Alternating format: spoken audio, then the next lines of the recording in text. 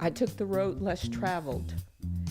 I was in a space I'm originally from Austin, Texas.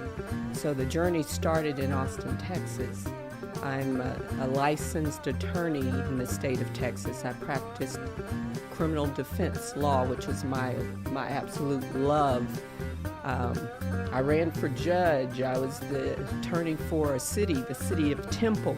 So I had a pretty much established life and thought that I would practice law for a number of years. I knew that I wouldn't do it the rest of my life, but that's the way I lived. I had 3 homes, I lived well, traveled the world, and then something happened. And that is Tyffany Howard.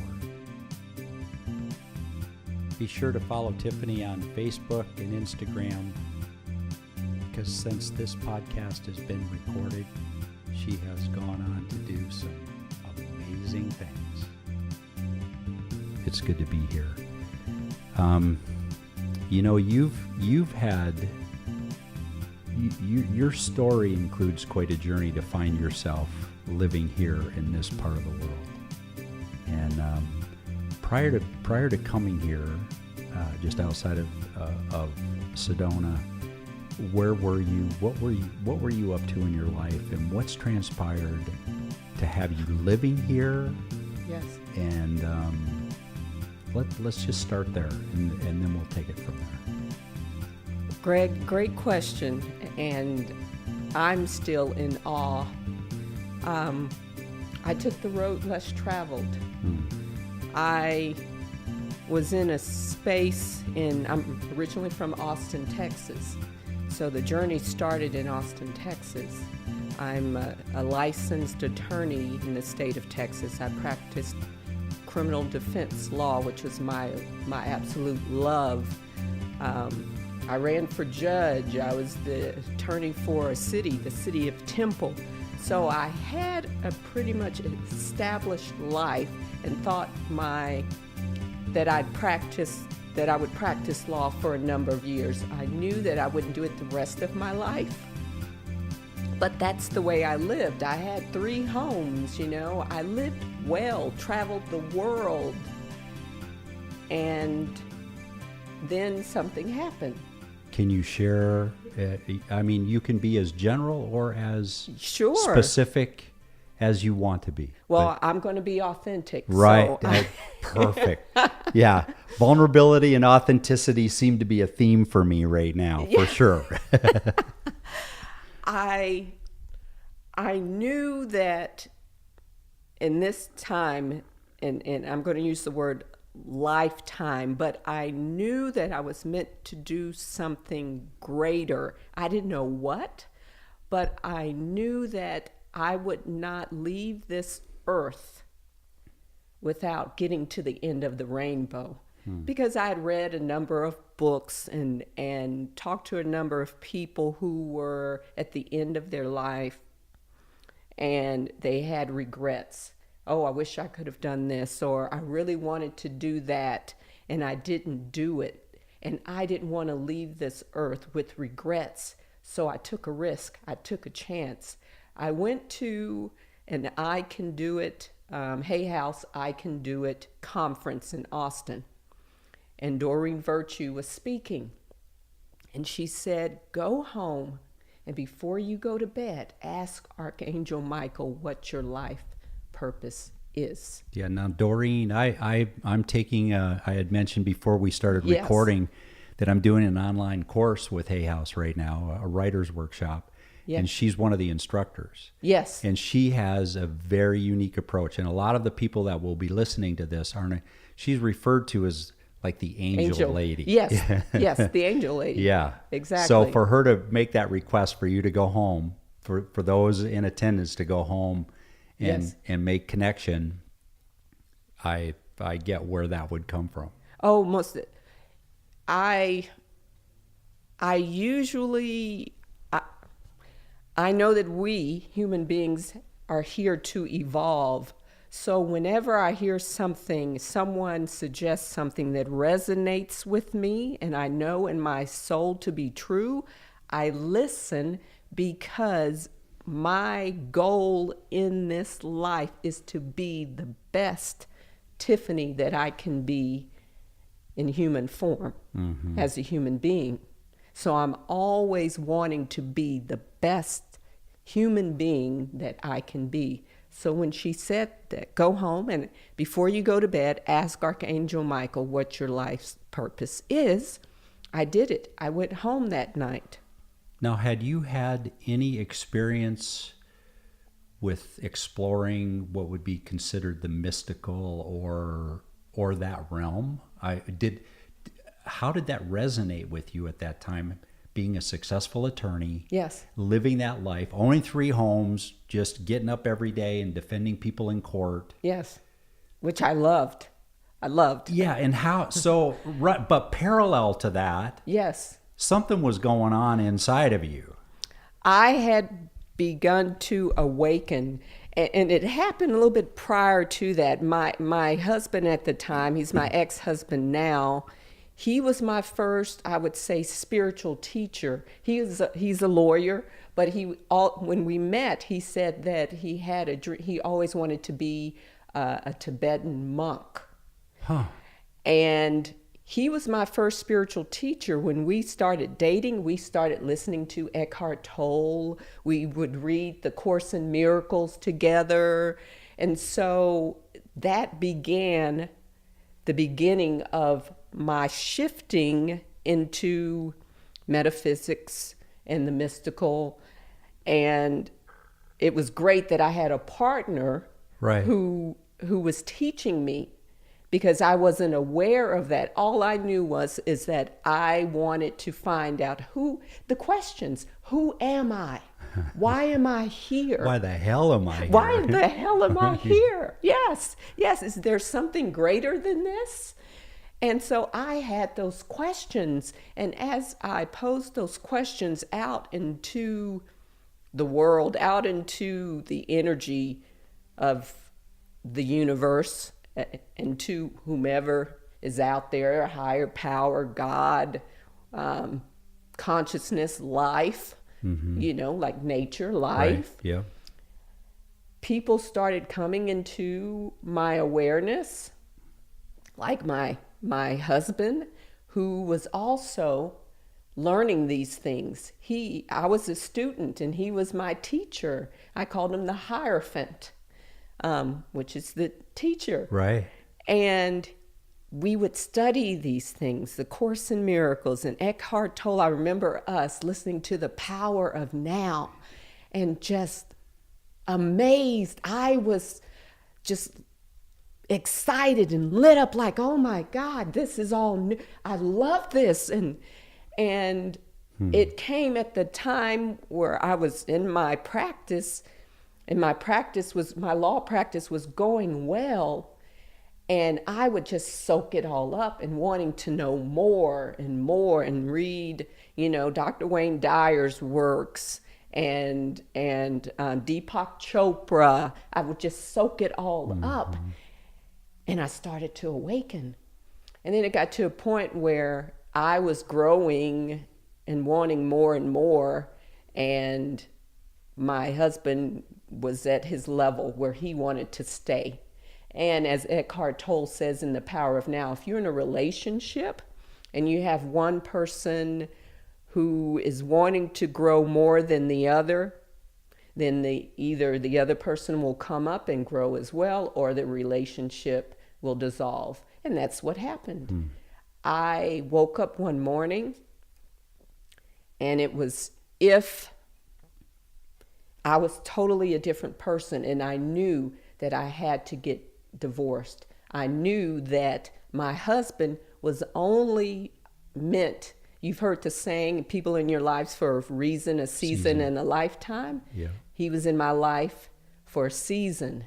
And a reason. And apparently. a reason. Yeah. Yes. To help lead me, guide me into this new awareness. And I knew I had learned all I could learn from him, and that it was time for me to move on and to continue to grow, and that another teacher will come, because when the student's ready, the teacher will appear. And so I got it. I said, okay, I understood why I was in this relationship with him, and the reason and the season, and I knew now it was time to move on. And so we got divorced. And I kept growing. And so I went to different workshops and seminars, learning as much as I could learn. I became a certified Reiki master. I took Tai Chi. Oh my God, I learned so many things. I became a life coach. And all the while maintaining your practice. All the while maintaining my practice and using what I learned. As I became aware, I started using those, honing those skills, and using those skills actually in the courtroom. I would be able to read my clients better. And believe it or not, I remember one day I was in a courtroom, and the judge was sentencing this young man, and I believe he got 30 years in prison. But I was sitting there, and she was not in a good place. This judge wasn't, because if you go to courtroom, you know the energy is heavy, okay? And these judges do it every day. Yeah. So they are kind of rough a little. Yeah, it's not like they're waking up saying, oh yeah, I can't wait. I just can't wait to sit on the bench today. Exactly, exactly. Well, I needed this judge to sign something for me in a divorce case. And so I sat there and I literally said, okay, Archangel Michael, please let me know when to approach this judge. When is the right time? So I sat there like we did at first in silence, and I got centered, because I knew I could only approach her at a certain time, and she had to shift. She couldn't be all gruffy. You know, if I wanted her to sign something, I couldn't just go up there and say, hey, Judge, can you sign this? And I didn't even have the documents with me. I didn't have the file with me. So I sat there, and then when I could feel that I'm in the present moment, I literally heard a voice say, now. I got up. I ran downstairs to the district clerk's office. I requested the file. I got the file. I went back up and I sat down and I waited. And then I heard the voice say, now. And when I heard a voice say now, I knew it was not my ego. It was my angels or guides. And at that same time, the judge said, we're going to take a 10-minute recess. And when she said that, I stood up, Judge, may I approach? Yes, Tyffany, come on up, blah, blah, blah. And I said, Judge, I know you're in the middle of sentencing, and it's sentencing day. It wasn't even the day for her to sign different things. I said, but I have this file, and I need you to sign this order right away. And she said, I'd be happy to do it. She signed it, and we chatted a little bit. And I was just skipping because it wasn't, I didn't lead with my ego. Yeah. You know, I sat still and just waited to the right time. I would use those same things when I would have clients who were being sentenced. I will tell you this, and this is the honest truth. I trust so much that I wouldn't, and I'm telling people this. And you trust in the guidance that I you trust in received? the guidance Got that it. I received and had so much faith. And you will be the first person to know this, and I'm saying this publicly, but I've been a lawyer almost going on 16 years. Yeah. And I have never prepared a closing argument.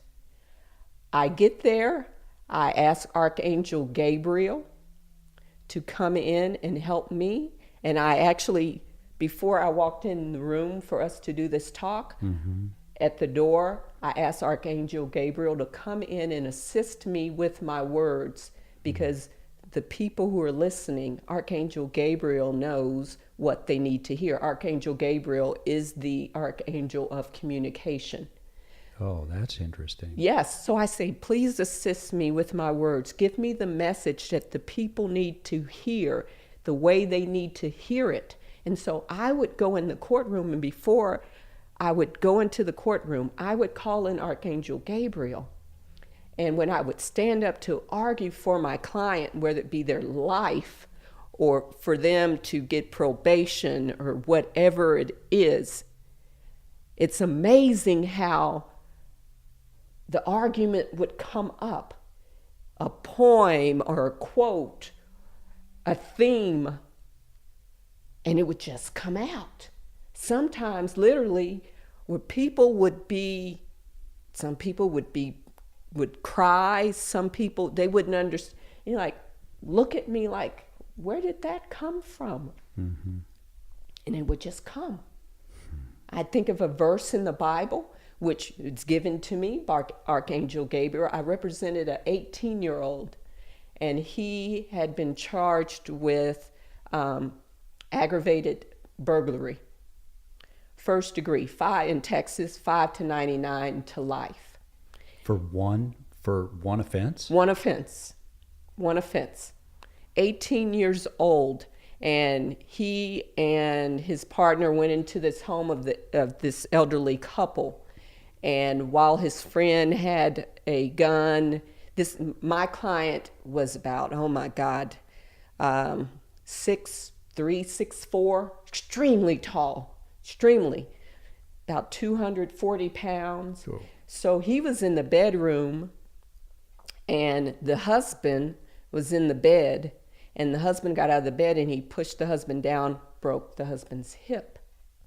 So the state was asking for 40 years in prison. My guides told me the Bible verse, when I became a child, I spoke like a child. Yeah. That came up. So that was my theme. I knew the judge was heavily into religion. I knew the judge loved to give the defendants who committed theft this book about trust, this book about being virtuous.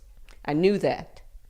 So I used that Bible verse, and I told the judge, and at the time I didn't even know the number of the verse, mm-hmm. but they gave me the number of the verse. And I quoted that verse, and I used it that my client was a child when he committed that offense. And even though he looks like a man, which he did, mm-hmm. he's 18 years old, and he behaved like a child. But if he is to spend his life in prison, he won't grow up. He will still have those same tendencies as a child. And I don't know where it came from. And I said, Judge, he's been in jail, sitting in jail for 10 months. He wants to be a man. He takes responsibility for what he did, okay? And the judge gave him 5 years. 5 years.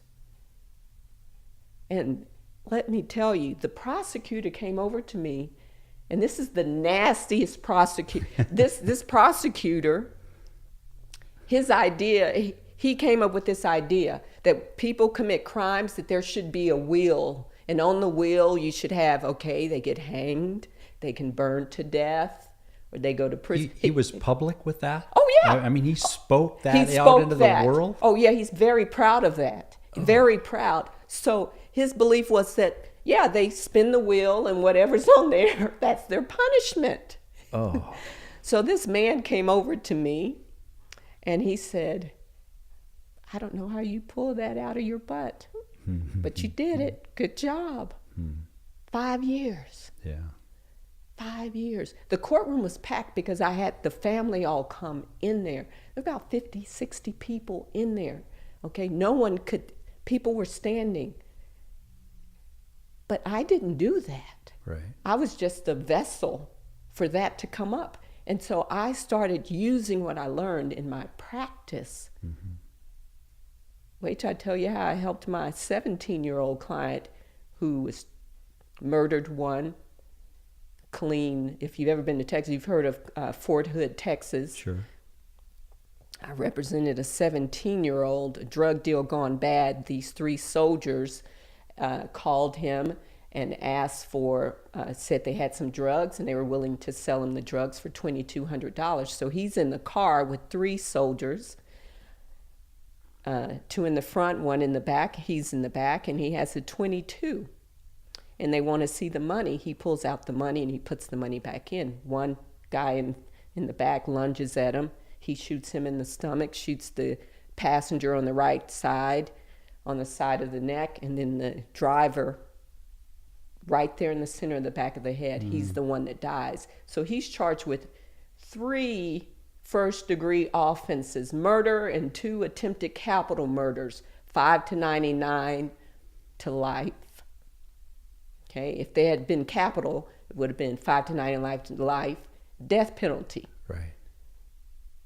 And the prosecutor wanted him to go away for 60 years. 17 years old. 17 years old. 17. He had been carrying a gun since he was 14 at school, high school, selling drugs. Both parents had been in prison. And I tapped EFT. I did EFT every single day before his trial.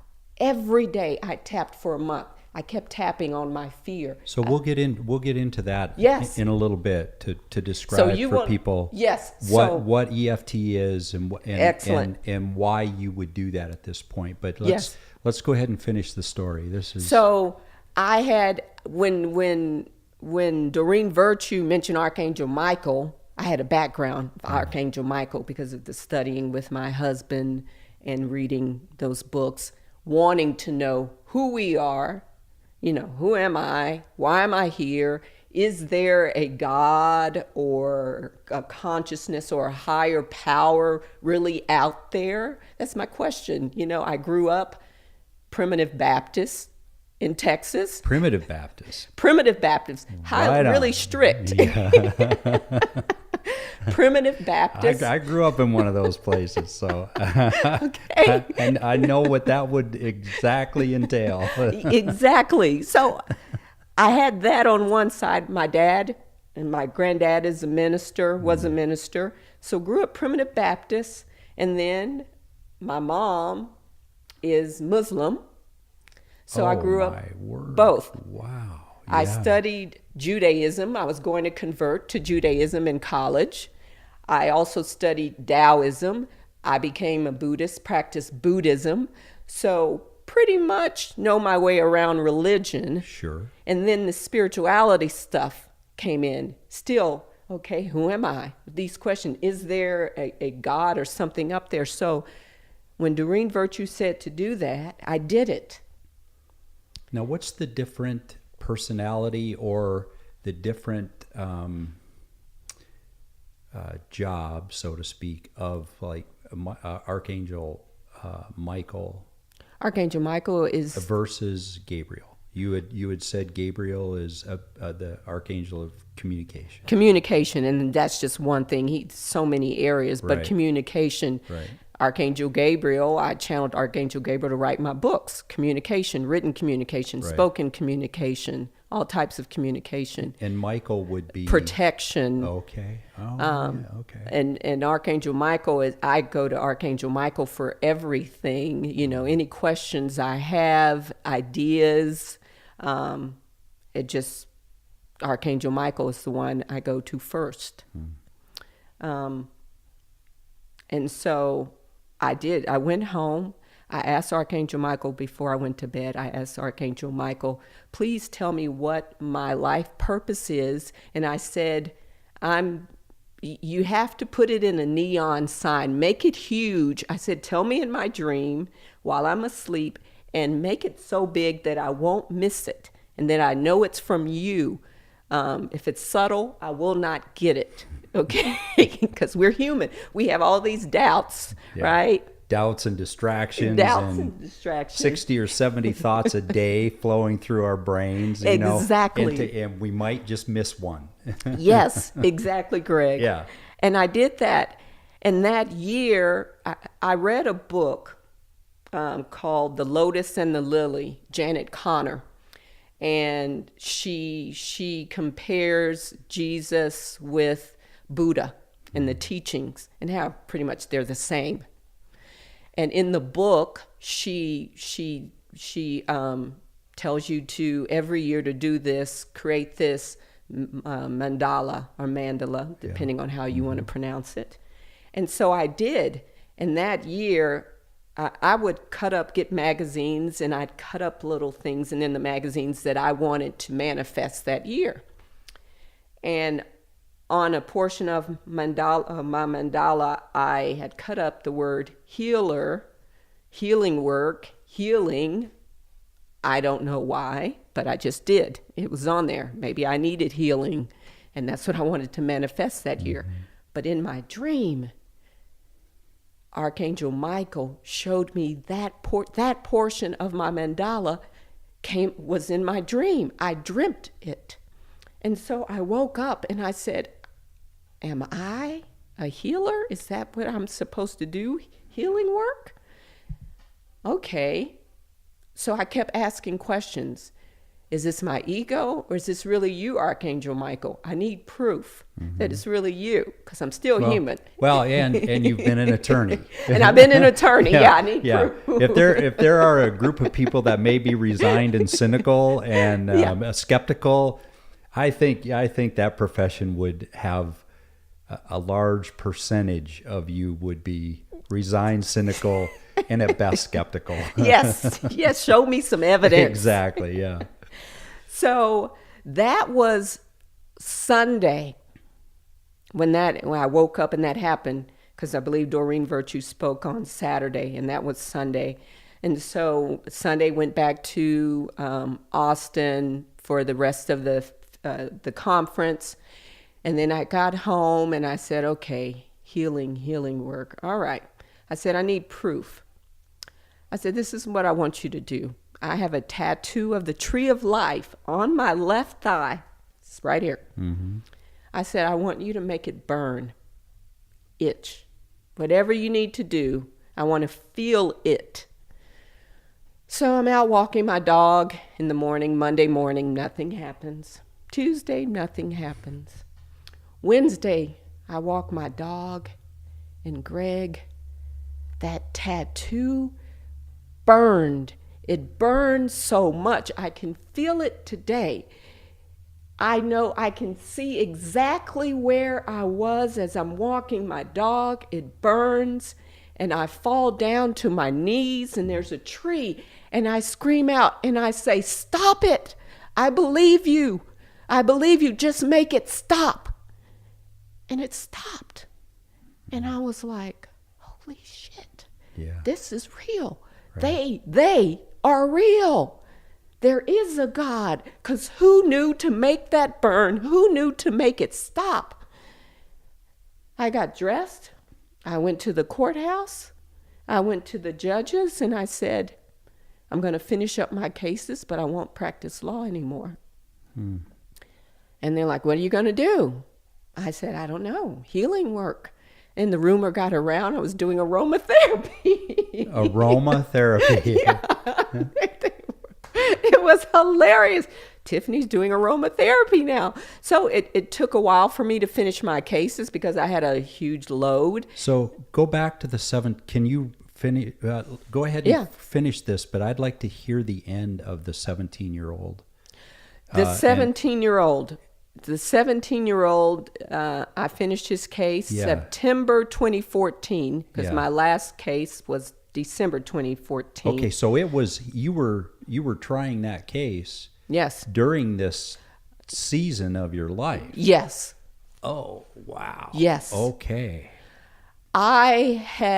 When you become awakened, it's different for everyone, but you start seeing things that are not real, that are not truth, things that you had learned and believed as a child, as an adult, you start seeing that it's not actually true. And as I became awakened, I became depressed, disillusioned with the legal system, because I start seeing that it wasn't about justice, that judges not all of them were not actually fair and impartial, Right. which is just propaganda. I start seeing that not all police officers actually protect and serve, that there's a thin line, and a lot of them cross the line, because I was also represented the lawyer for a police department. So I spent a lot of time with police officers. So when I began to become awakened, all the things that I learned as a child about authority and law and politics. As I told you, I ran for judge. So that whole thing, I start seeing that these things are false. So I began to become depressed. Yeah, you had mentioned before we started recording that depression led you into some Dark places. Some pretty dark places. Yes. So go ahead and share what you feel comfortable sharing. So even at the time where I represented that 17-year-old, I was still in my depression. And depression, as you know, is a mental illness. However, I had some tools to help me. I had to face my depression. And those tools that helped me was EFT. Okay. Or tapping. Tapping, or as I call it, right. because EFT, Emotional Freedom Techniques, was founded by Gary Craig. And usually, if you're not Gary Craig, most people just call it tapping. Right.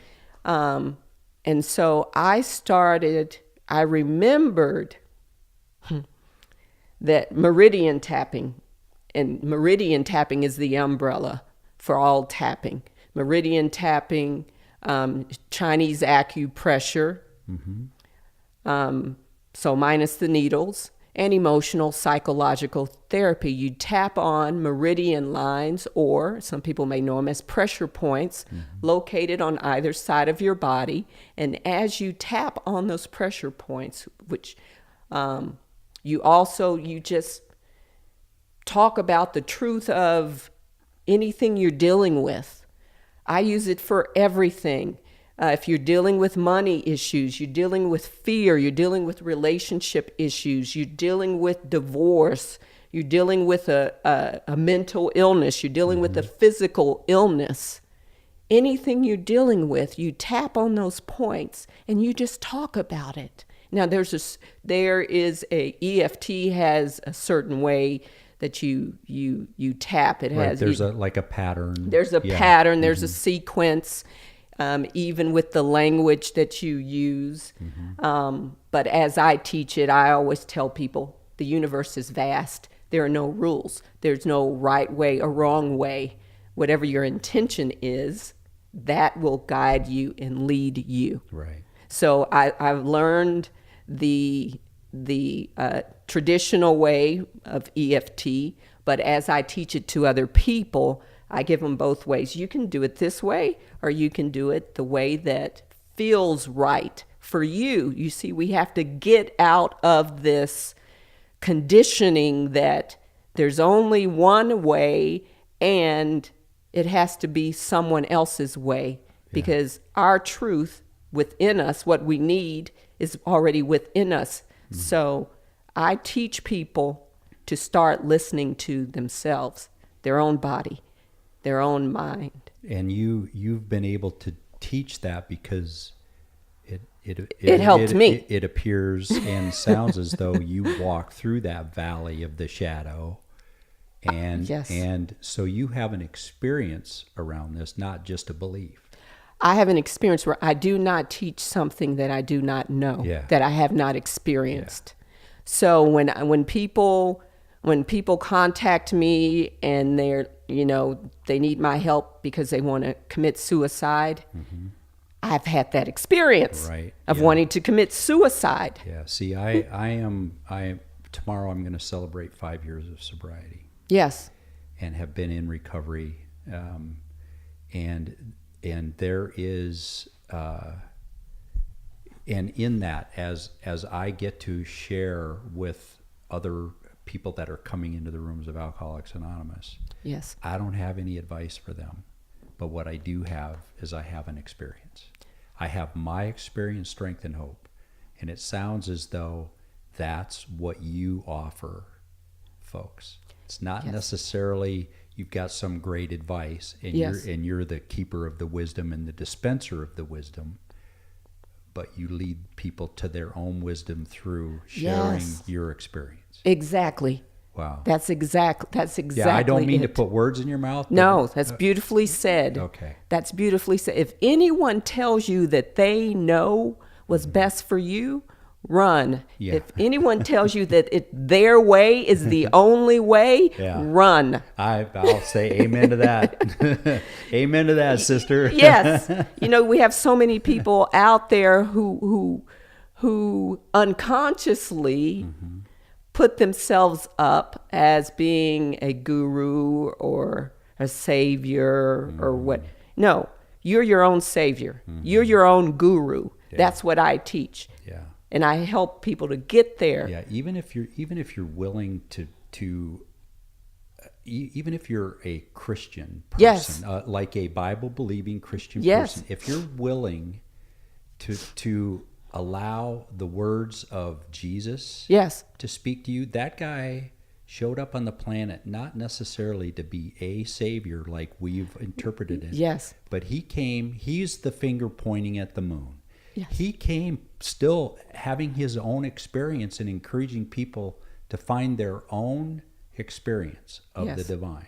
Oh, Jesus, it's funny because I told you before I walked in here, I called on Archangel Gabriel. Yeah. I also called on Jesus and Mother Yeah, Mary. perfect. Because Jesus showed us the way. Jesus told you that you are the way. You are as your Father is. But we don't listen to that. Yeah. So I have people in my family, friends of mine that are going to be listening to this. Yes. And they're going to be saying, "What are you talking about, Greg? What are you and Tyffany trying to tell us?"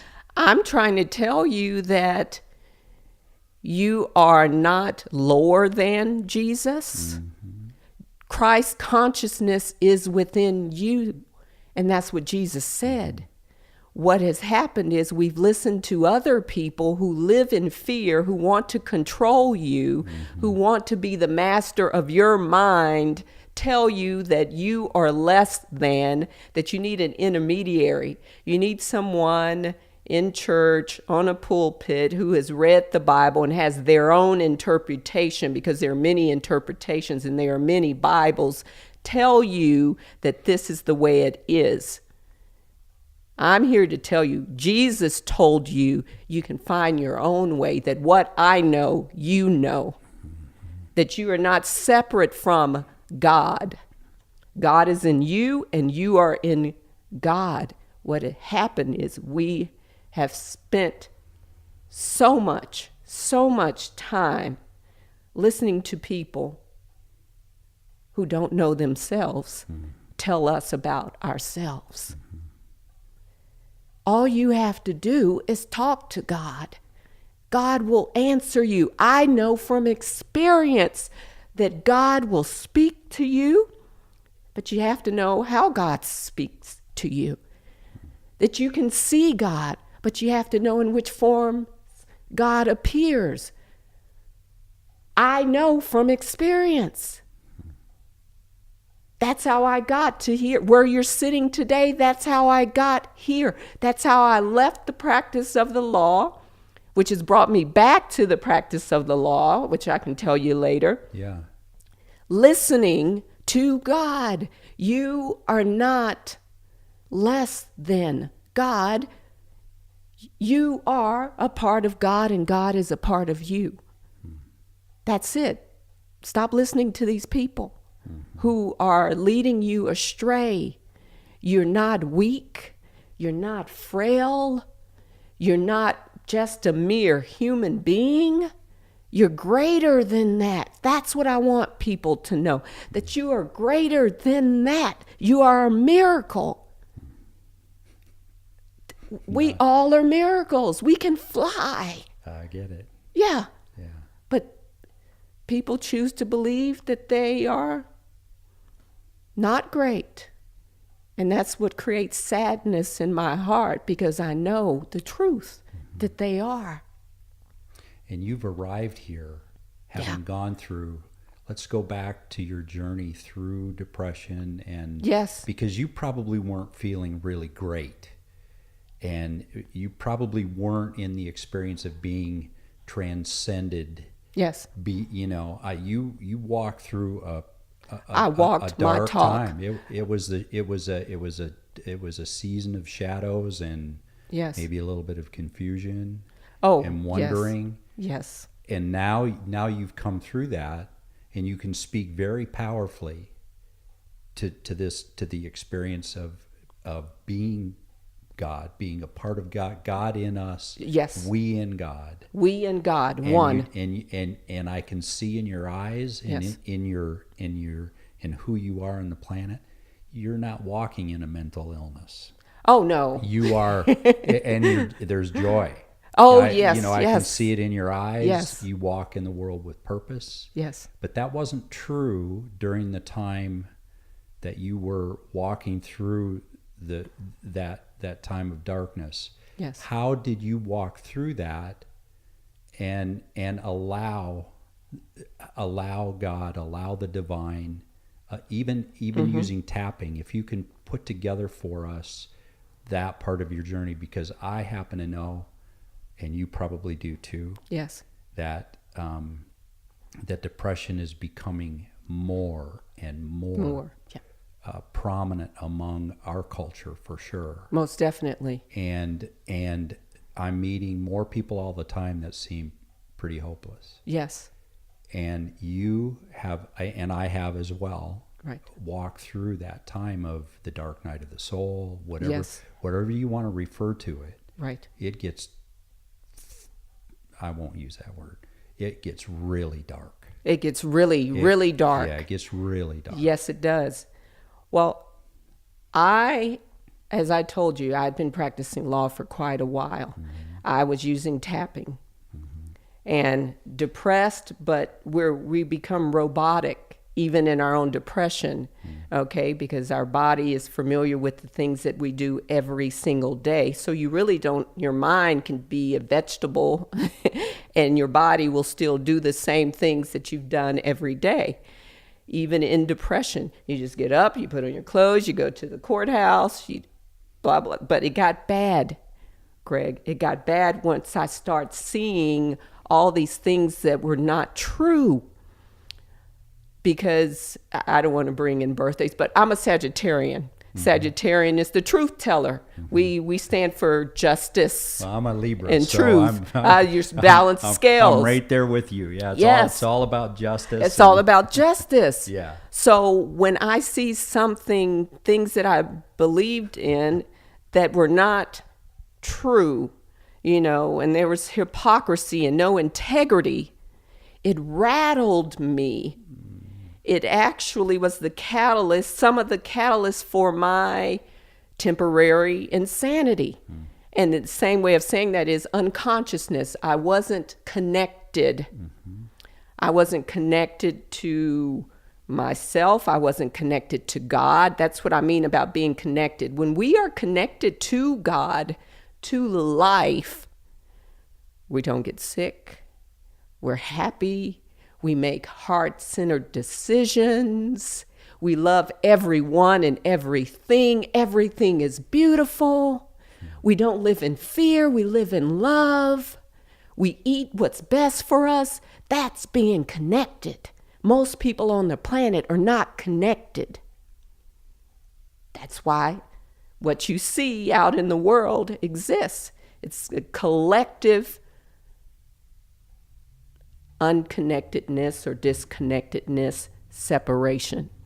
So I started tapping to help that client, that 17-year-old, even while depressed, because I knew that the tapping would also help me. I knew that the depression, I wasn't a victim. We're never victims. I knew I wasn't a victim. I'm a child of God. Got it. Right? We are not victims. And so that's what motivated me to work through my depression. So even in the depression, Yes. there still is a sense of truth. Yes. Truth seems to always be there. It Yes. gets a little cloudy but you, that truth was there for you. Yes. Yes. Yeah. First rule, don't lie to yourself. That's a chapter of a book. Right. We lie to ourselves all the time. Of the truth course. is always there. Yeah. But we want to mask it and go through denial. But we know the truth is always there. I knew I wasn't a victim. I knew that my depression was, under depression, the root of depression is fear. I didn't get what I wanted. I was listening to Tony Robinson, actually, and I got that from Tony Robinson, and I said, that was it. He says depression comes when we don't get what we want. And what did I want? I wanted to see a world where people were treated equally, where justice really existed. I wanted to see a world when someone said that they have the character to preside over law, that they actually meant it, that there were actually people who were fair and impartial. There were actually people who didn't allow their prejudices get in the way of their decision making. Maybe I'm naive. I thought that, Tyffany, maybe you're naive. Maybe that doesn't exist. No, that's not true. So I understood that I was depressed because my idea of right and wrong and truth and justice met up with something that wasn't right, wrong, truth, or justice, and I didn't know how to deal with it, so I decided to check out. Right. And that's what we do. I withdrew because I didn't know how to deal with the truth of what was in front of me. But like you said, I still had truth within because God is always within. God doesn't disappear just because we go a little crazy. Yeah, a little wonky. A little wonky. Yeah. God doesn't disappear. God is always in there rooting for you, wanting you to be connected, wanting you to see that you are never lost. You're never alone. You're never separate from God. So I tapped and tapped and tapped and tapped until I got back aligned, until the next test or whatever. And there was January 2015.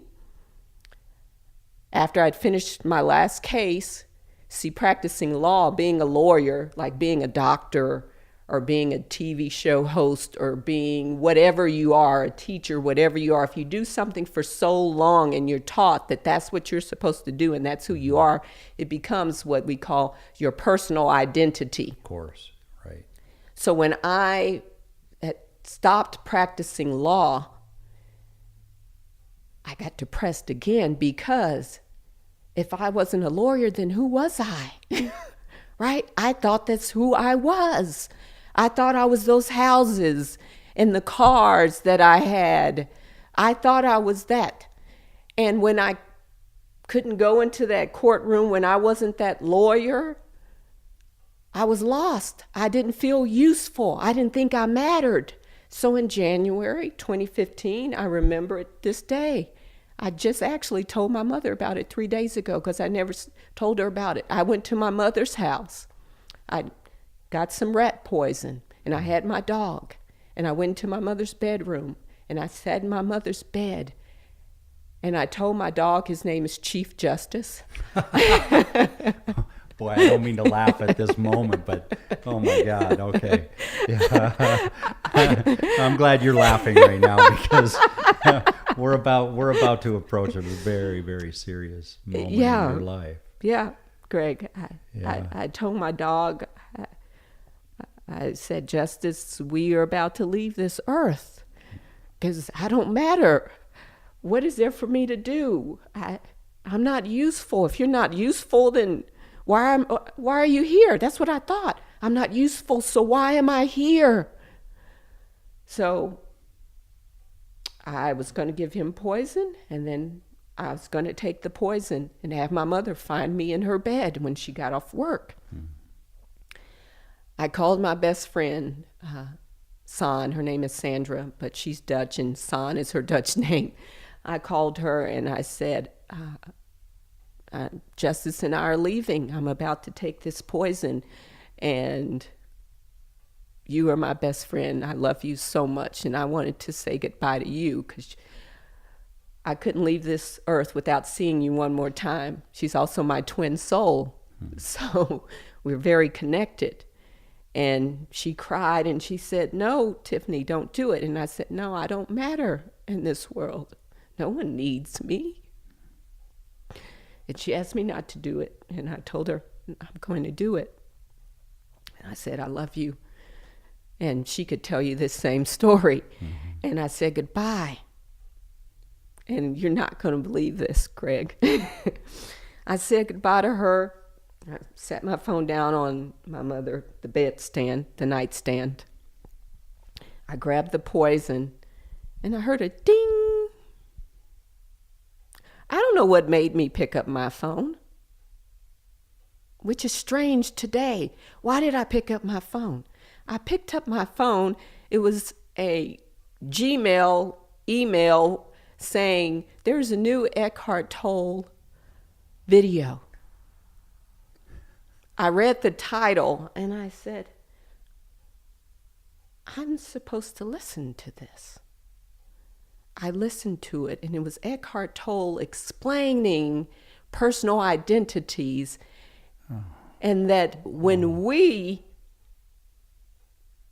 see our take on a personal identity, and then when we start separating from that, how it creates depression and how you want to kill yourself because you are attached to that personal identity. But if you see that you are not that, you are not the job that you do, you're not the money that you have, that you are greater than that. Wow. I listened to that and I had an aha moment. You think? Yeah. Once again, Eckhart Tolle. Yeah. And I got it. I got it. And so I went and I threw all the rat poison out. And I can tell you honestly that I have thought of suicide again, and when I got here, and I'll tell you that. But at that time, I didn't take my life. Yeah.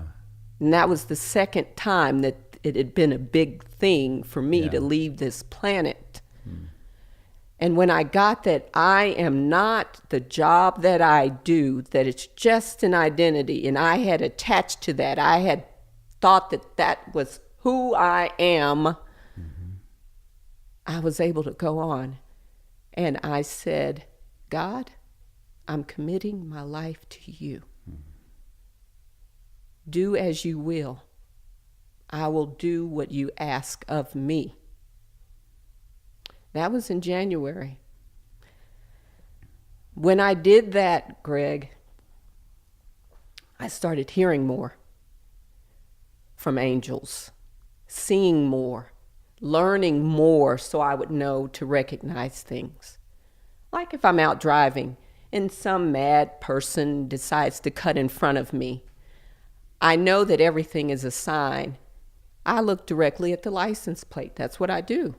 To see what the number is, because I know the number is a message for me. If I see 555, I know that's the angel number for change. 5 is the angel number for change, so I know, oh, change is coming.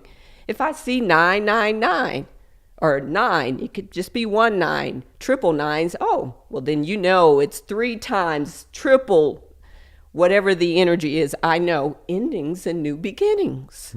If I see number 1, I know, pay attention to your thoughts because God is watching, and whatever you are thinking about will manifest just like that. So I started learning how to see God, knowing what the messages are. I started learning how to hear God. That's why I can hear the voices. The voices from my angels, the messages, are what led me here. So I was in Austin. I'd committed my life to God. I started feeling that Austin wasn't the place for me. I was confused, like you said. I was very confused. If I'm not a lawyer, okay, I was told I'm supposed to be a healer. What do I do? You know, what does that mean? Okay. More questions. More questions. Yes, Yeah. more questions. And I am still curious today. I still ask the questions. They don't end. They don't end because you get older. They never end. So I kept asking the questions, kept going to workshops and seminars, kept teaching people what I knew from my experiences. Things start getting dicey again, okay? For instance, I realized I had to be remade once I committed myself to God. Like Moses, I was walking around in the desert. Wow, yeah. And I knew I was going to be remade.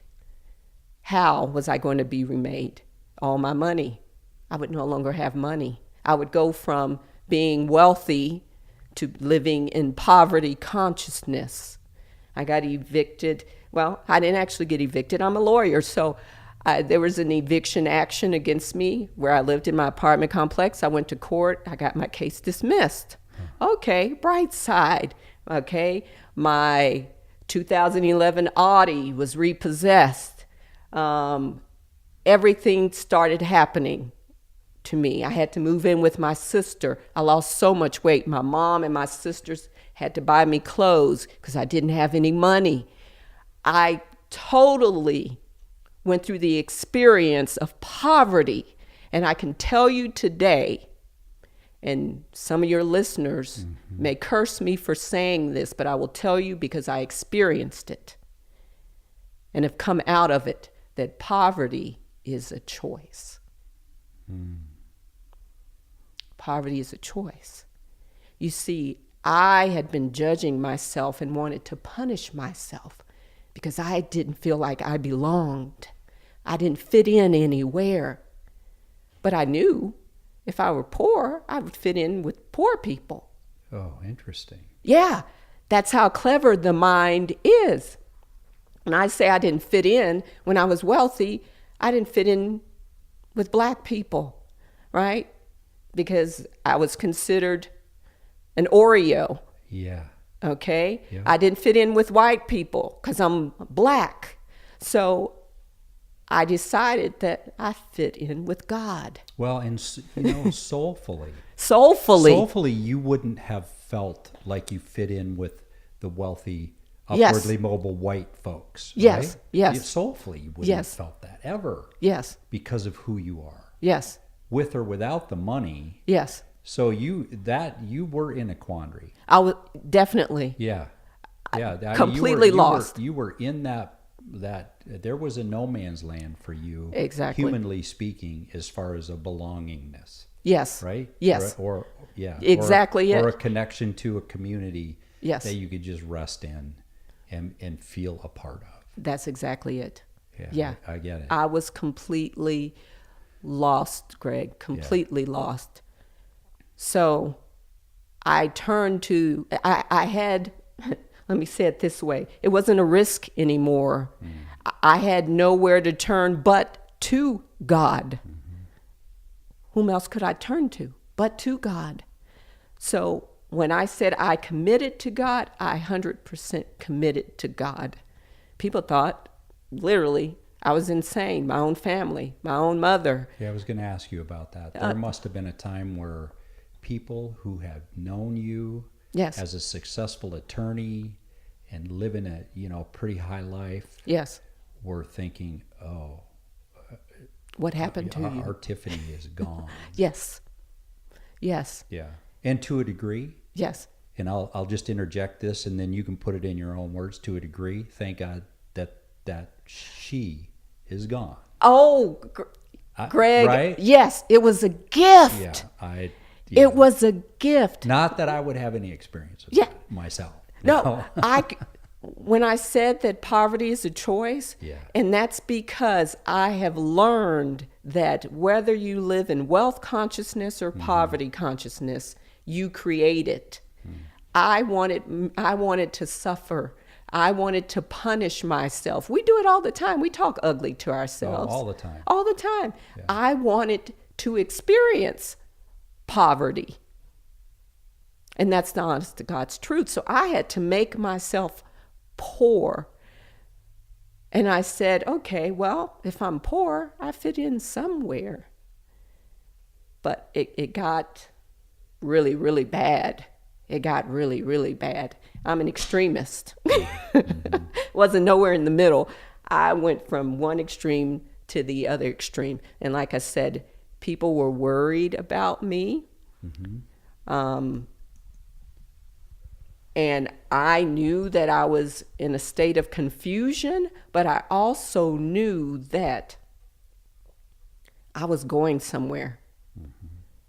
Because I know now, since I know now that we create poverty, it's our choice, wealth is a choice, and because I know that God is not poverty, God is abundance, wealth, and prosperity, and that people, when I was in church and I learned that the meek shall inherit the earth, and then I was also conditioned to believe that the poorer you are, the closer you are to God, I knew that was a lie. It's not true. God is wealth. God wants you to have wealth. Wealth is love. We are meant to be prosperous. We are meant to be wealthy. Look at the earth. The earth is abundant. How many species of animals do we have? Just, you can look at the sky and know that we are wealth. You can look at the trees and know that.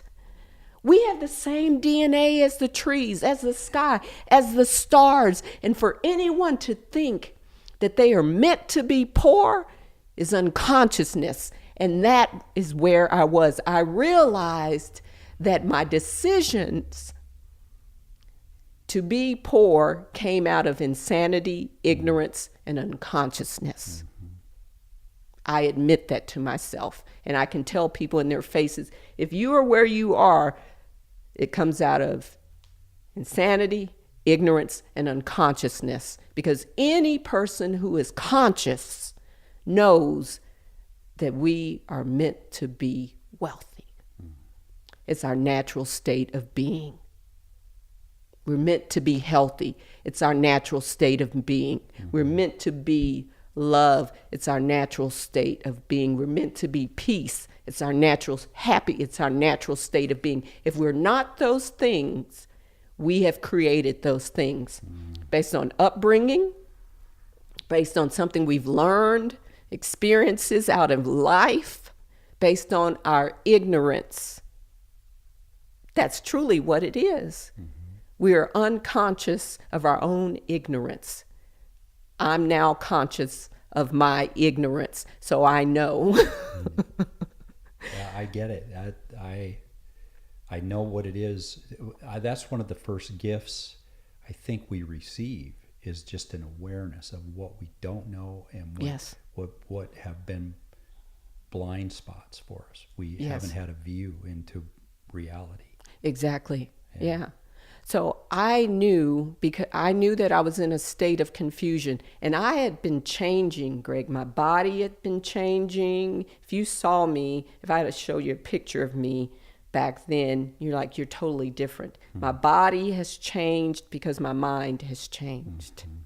People on these diets, I just want to interject this, people who are on these diets and wanting to lose weight, my body changed simply because my mind changed. I learned to be the master of my mind and not the slave of my mind.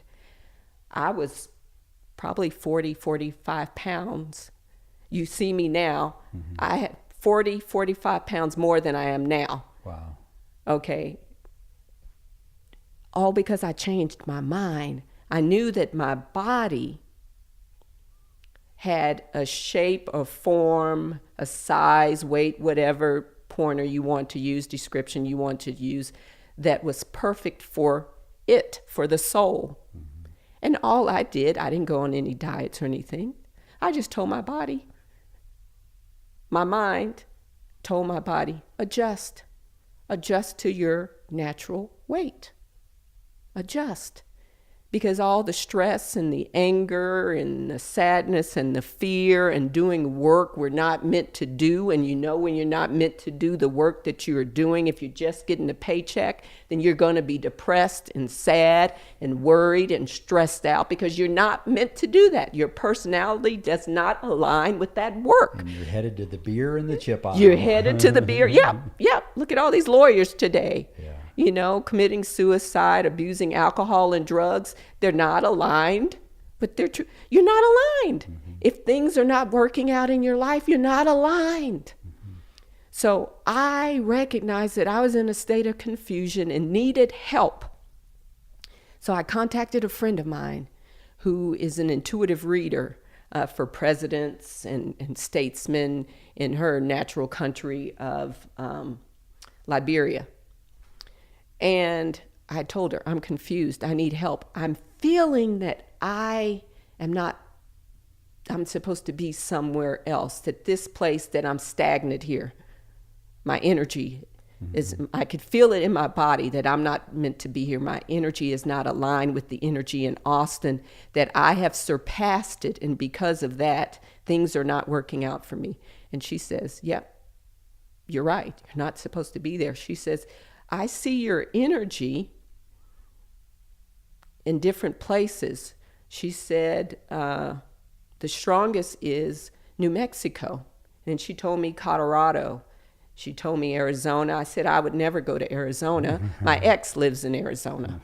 That's what I said. And she says, I see you in Australia and in London.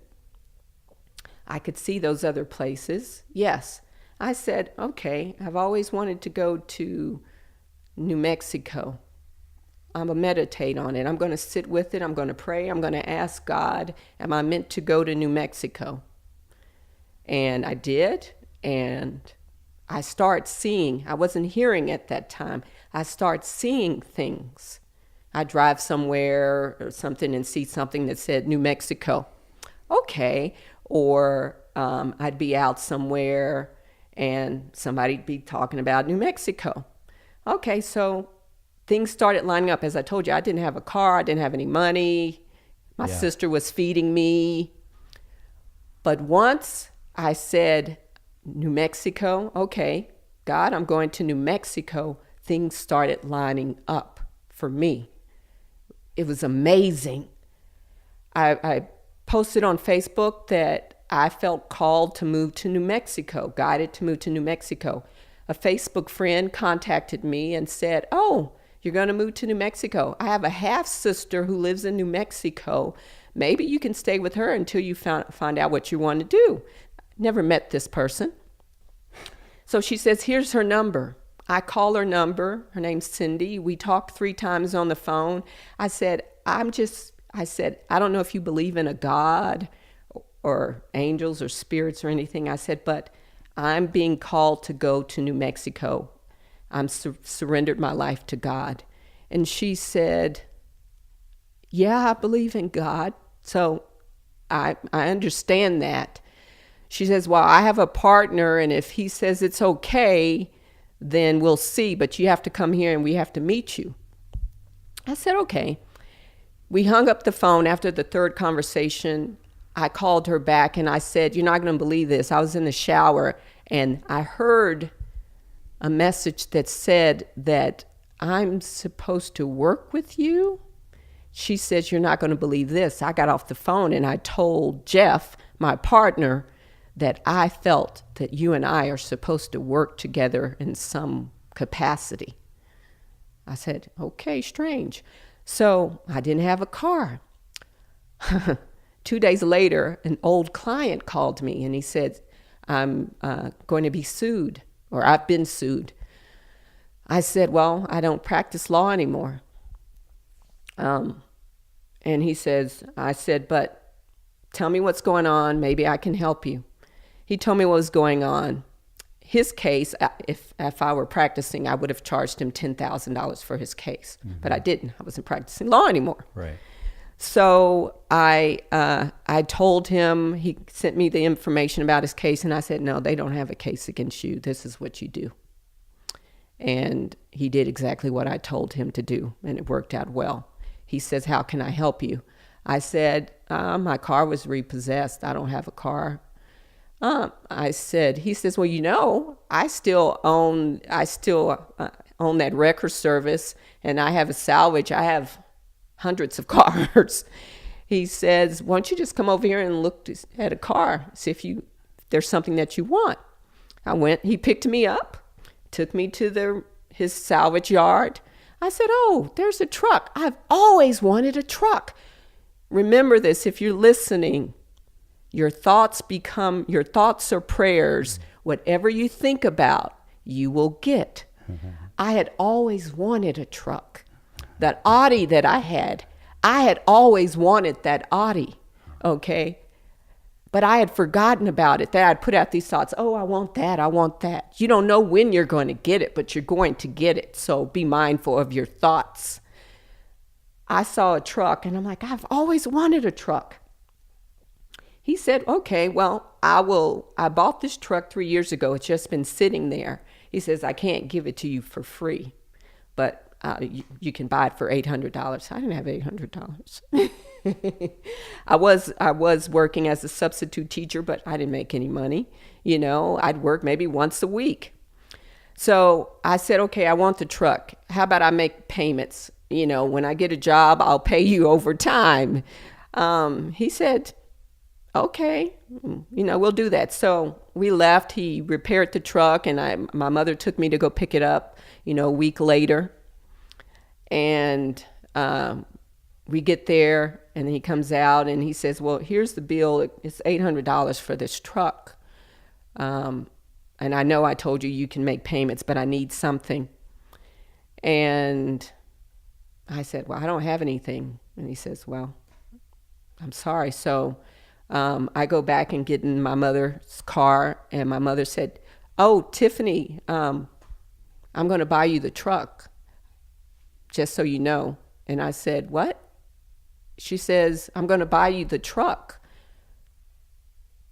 I said, oh my God, this really works. This is God. She says, what are you talking about?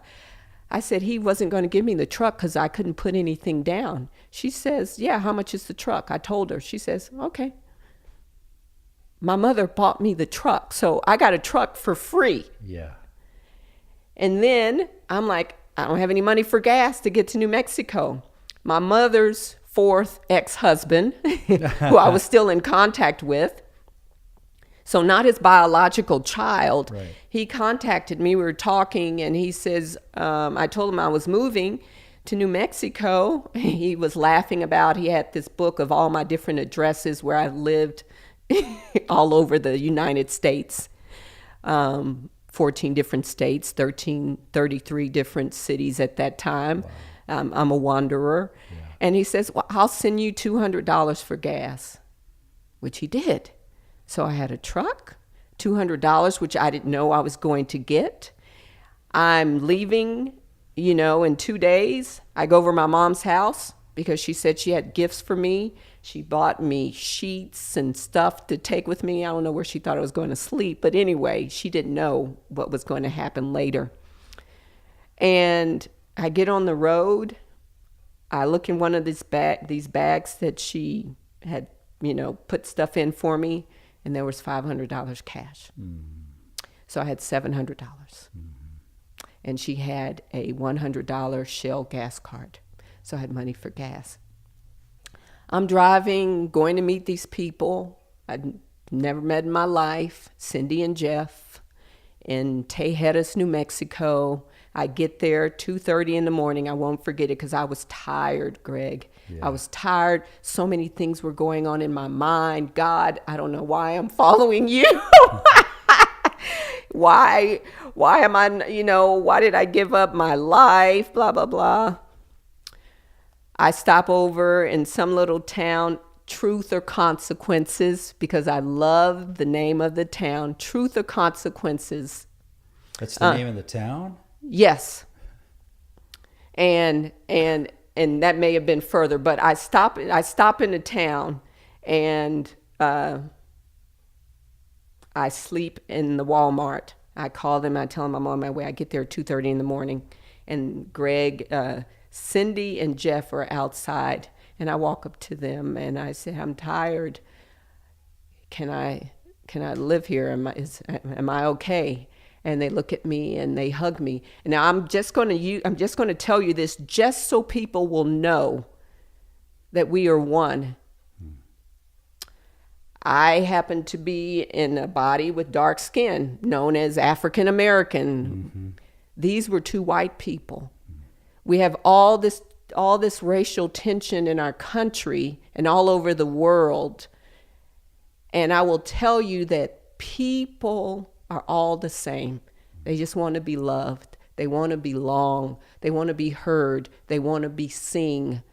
Not every white person is racist or prejudiced. Not every black person is a criminal. These people didn't even know me.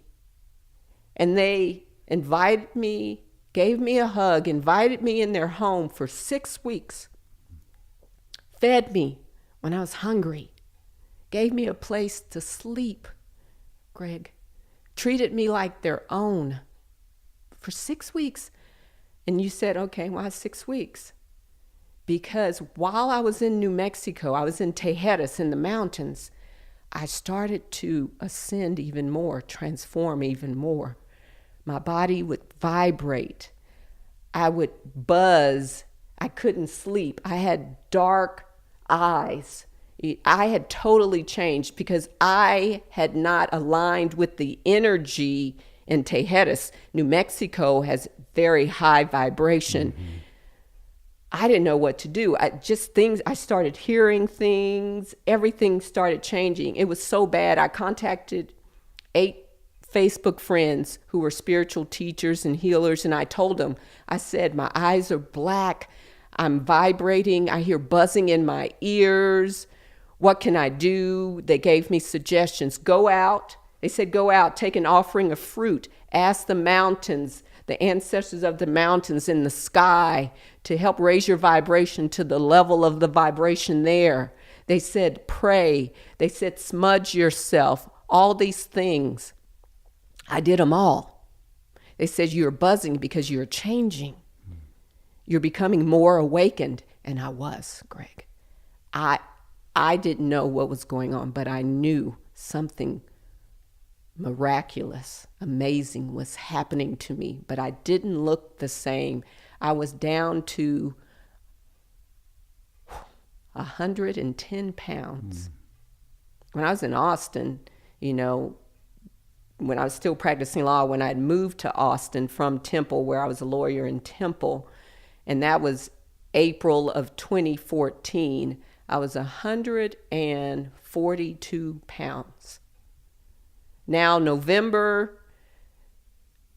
left Austin November 17th of 2015, got to Tejedas that next day. I was 110 pounds. I had totally changed. Yeah. So I'm vibrating and all this stuff is happening. My senses have become so acute. I could feel more things, hear more things. And one morning, it was 3:56 in the morning. I know because I keep my clock next to me and a journal so that I could write things down when I hear them, because I'm going to write a book about this one day. I heard a voice in my left ear, go to Phoenix. At that time, I had learned that whenever I got a message, act. Because if you don't do what you're guided to do, your angels and guides will stop talking to you. If you don't listen and do it, when they give you an idea, write that book, write it. Whatever they tell you to do, it there. Go left, go left. And I test them. I can tell you how I test them all the time. I test them all the time. I'll go the wrong way. They'll tell me to go one way if I'm looking for something. And I'm like, nope, I'm going this way, to test them to see if what I'm hearing is actually true. Right. And I get lost, and I'm like, okay, you're right. And I go back the other way, and there's the place I'm looking for. Just to see. Show me that you know what I want. I tell them that. You can just talk to them. They respond to that. So when I got the message to go to Phoenix, I'm like, I don't know anybody in Phoenix. Why am I going to Arizona? My ex lives in Arizona, in Phoenix. Okay? And she's an assistant district attorney. I don't want to see her, Yeah. So I said, okay, I'm going to Phoenix. There have been some scams in New Mexico where people could bump into you and then they steal your bank card information. So I'd gotten a call from my bank in Texas that someone had charged almost $2,000 on my card. And it wasn't me, so they were sending me a card. It hadn't arrived when they said it was going to arrive. And I asked my guides, Archangel Michael, when do you want me to go to Phoenix? You say, how do you do that? I ask, do you want me to leave in 2 weeks? Okay, that's broad. I get a yes or a no. Okay, do you want me to leave on this date? I get a yes or a no. So that's how I know. They told me to leave January 4th. So my bank card hadn't come, and this was on a weekend, and there was a blizzard. And so I said, I'm supposed to leave on January 4th. I haven't received my bank card. And my mother put like $100 on my bank card.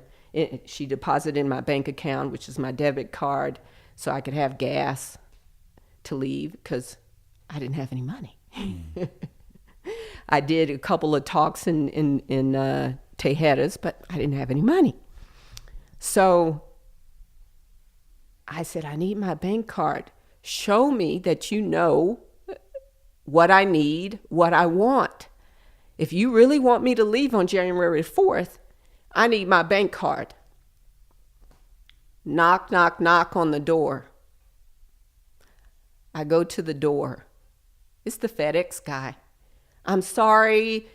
It was a blizzard. We were snowed in. I'm 3 days late. I'm sorry. We were backed up. And he says, this must be very important. I said, yeah, it's very important. So we were talking. I said, it's my bank card. And he says, I'm moving to Phoenix. And he says, no way. I said, yeah. He says, I just moved from Phoenix to move here. And I said, sign right there. And he said, whose truck is that out there with the Texas license plates? I said, that's mine. He says, I'm a Texan. Another sign, I'm on my right path. That's what happens when you're on your path. Right. Things just come easily and effortlessly. He gives me my bank card. I have some money to go to Phoenix. Before I leave, I go online and I said, let me look for some churches because I'm a reverend of metaphysical science. So I look for metaphysical churches or spiritualist churches because in Austin, I'd attended a spiritualist church. And I said, well, there has to be some spiritualist churches in Phoenix. There were 2. So I said to my guides, which one? They said, that one. I'm like, can you give me more? That one. So I point, that one. It was the first one. I contacted Reverend Dr. Norma Turner. I emailed her and I said, I attended a spiritualist church in Austin. I'm being guided to move to Phoenix. I don't know anyone. Can you help me? I didn't hear from her. 2 days. Then I'm out driving, getting some stuff to go. Her partner calls me. Hi, my name is Louise. I'm Reverend Dr. Turner's spouse. She told me you're moving to Phoenix. I said, yeah. She says, I looked at your website. I see you're a vegan.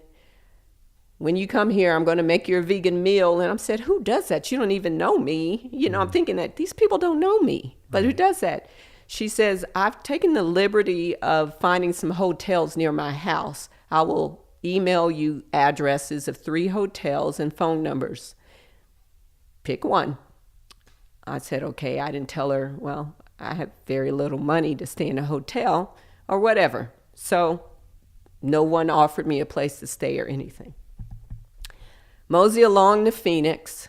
As I told you, I had $100 my mother gave me, and then I ended up getting a refund. I was supposed to do a talk in Santa Fe, and they didn't have the key for me, so they gave me a refund because I didn't do the talk, $120.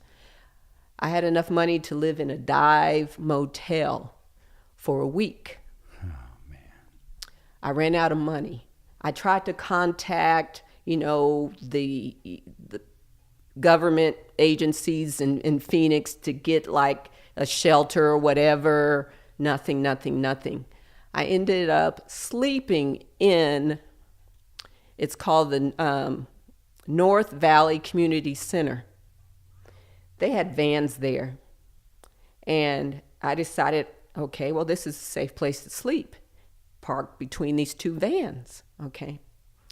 But that came after. So I had been sleeping in the vans, and then Norma and Louise invite me over to go to church. I was going to meet them at their house. I had no money whatsoever. I was cold. Remember, this is January, okay? And my dog and I sleeping between those 2 vans. I was going to go to church with them. I went to the local Walmart.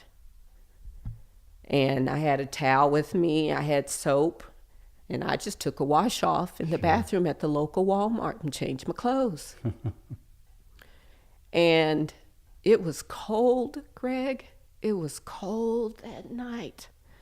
Driving to Louise and Norma's house, I said, God, we are cold. We cannot do this another night. Show me that you know what I need. Show me. I can't do this another night. I can't do it. I will kill myself if I have to do this another night. Please, please, please. My dog is cold. We were freezing. I go to the house. Louise comes up to me and she said, Tyffany, Norma and I have been talking, and we know we don't know you, but you seem like a nice person. I said, yeah. She says, we would hate for you to have to sleep in your truck. They didn't know I was sleeping in my truck. How did they know that? She says, we want you to live with us. And I said, okay, I don't have any money. And she said, do you wash dishes? I said, I do. She says, how about you wash dishes? Because the Reverend Dr. Norma Turner doesn't like to wash dishes. And I said, okay. I didn't know they were mediums. That they channel our loved ones that have crossed over, that they talk to them and give messages from our loved ones who are in heaven. So I could understand how they would know intuitively that something wasn't right, that, because I had never told them I was sleeping in my truck. Right. I cried and I moved in with them, and they, for 5 months, 5 months, they allowed me to live with them, just washing dishes. And again, Greg, these are white people. Okay? The world, they think that there's so much racial tension, and there is. I'm not saying that there isn't. Right. But I'm an example that we can all get along, Right. that it's all about love. And these people, Louise is 67, Norma is 70. For 5 months I lived with them. They knew that I was on a spiritual journey. They knew right away. As soon as they saw me, they said, you are a wisp. You're meant to lead people to the light, because that's all we could see. So they fed me 5 months. I would go to church with them and do healing in the church, laying hands on people because I am a certified Reiki master. And one time I finally told them, after being there a couple of months, that I had been sleeping in my truck, and told them how Spirit had led me there. Same story I'm telling you. I told the people at the church, not a dry eye in the church. So I stayed there for 5 months. It was about April. Probably February, I start feeling it, Greg, feeling that I wasn't meant to be in Phoenix. I was tired. I had gone through lost everything. My family thinking I'm crazy. I had my one best friend who stood by me she never thought, she just knew that I was transforming. She believed in me when I said I could hear the voices and I was being led by God. She believed me. Everybody else wanted me to be like everybody else. Just get a job, snap out of it, buck up. I had that life. I didn't want that life. I wanted to believe that there was something greater. So it was about February, I started getting that feeling, and I was like, please, God, please, I'm tired. Not right now. Not right now. I'm tired. My dog is tired. I'm tired. I can't move anymore. Around April, I get, I'm doing something on Facebook or whatever. But anyway, I get a LinkedIn message. The president of this company, Pure Potentials, she says, I want to invite you as my guest to my conference. I go to the conference. Well, first I asked my guides. I said, I feel a shift coming on. I'm supposed to go to this conference. Yes. Okay. I go to the conference. That's where I meet Darlene Green. Very cool. Okay. Yeah. Darlene, I had mentioned at the beginning of the podcast that Darlene and her husband Ed have been friends of mine for probably 7 or 8 years. Just dear, dear, dear people. Yes. And Darlene operates in a pretty mystical, spiritual realm. It's, in fact, those of you that are listening to this will be also, or probably already have heard the podcast that I did with Darlene. So wonderful. Very cool. Wonderful. We were so connected. And I said April, but the conference was actually May 7th. So I meet Darlene. We lay eyes on each other, and we knew instinctively. Yeah, that's exactly that's her story as well. Yeah. That we had been together, and I'm going to use this word, in past lives. Mm-hmm. And I believe in past lives.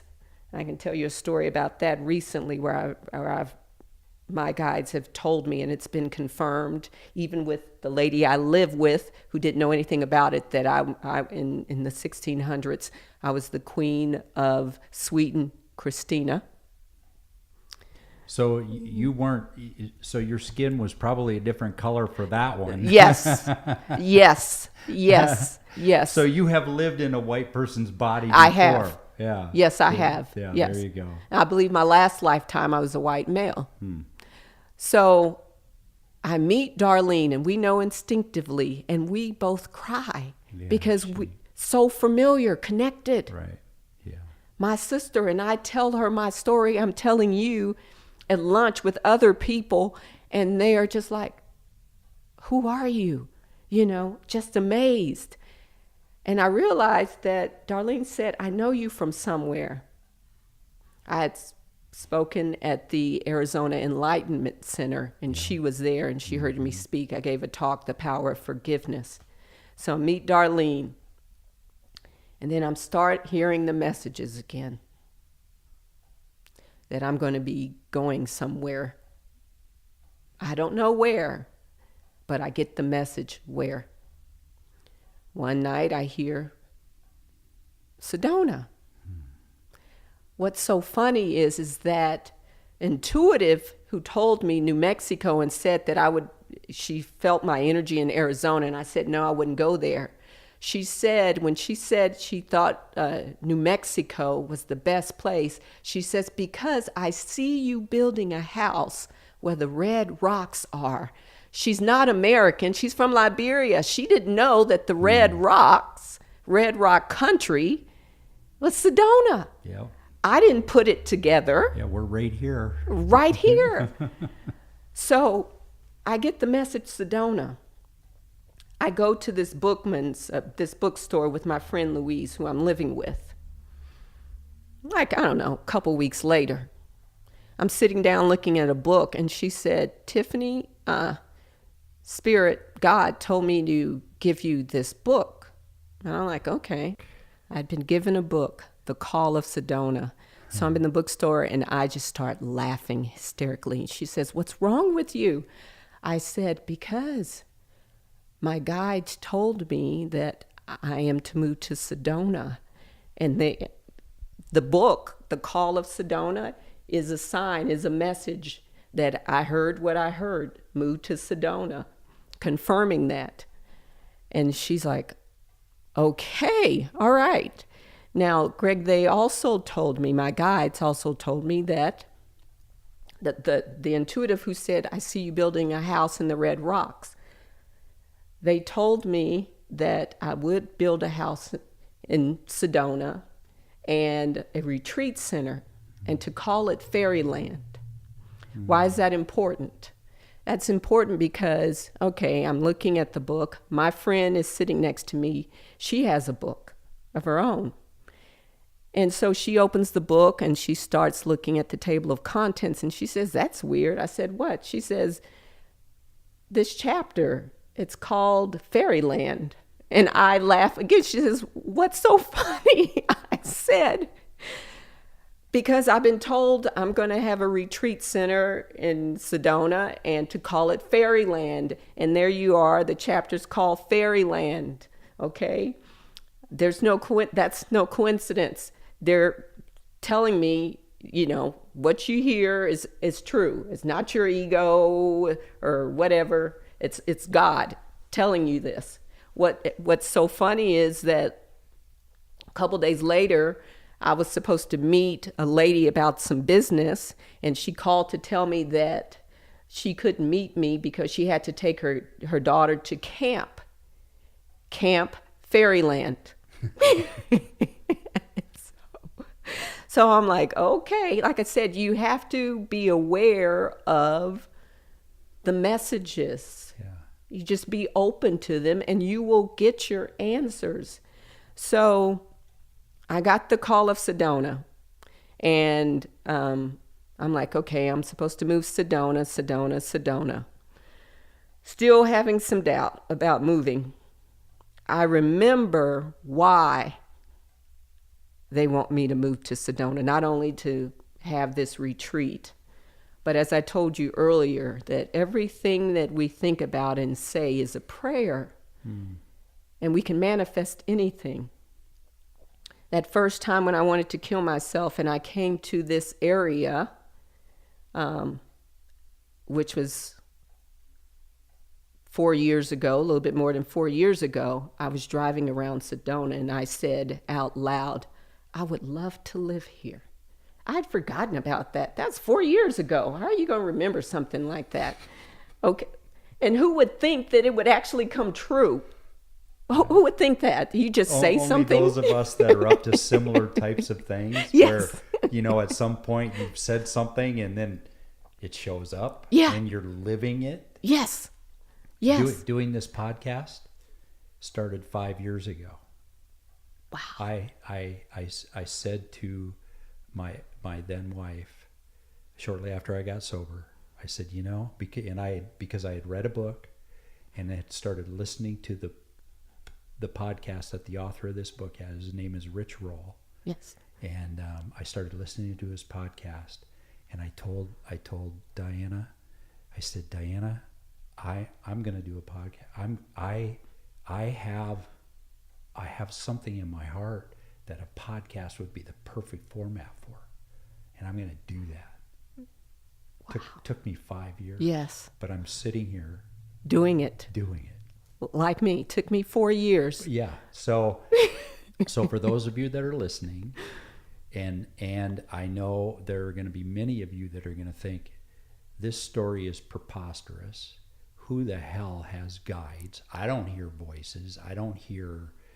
I would encourage you to start to pay attention to serendipitous things that you remember saying that start showing up, and maybe begin to wonder whether or not there really is guidance. Mm-hmm.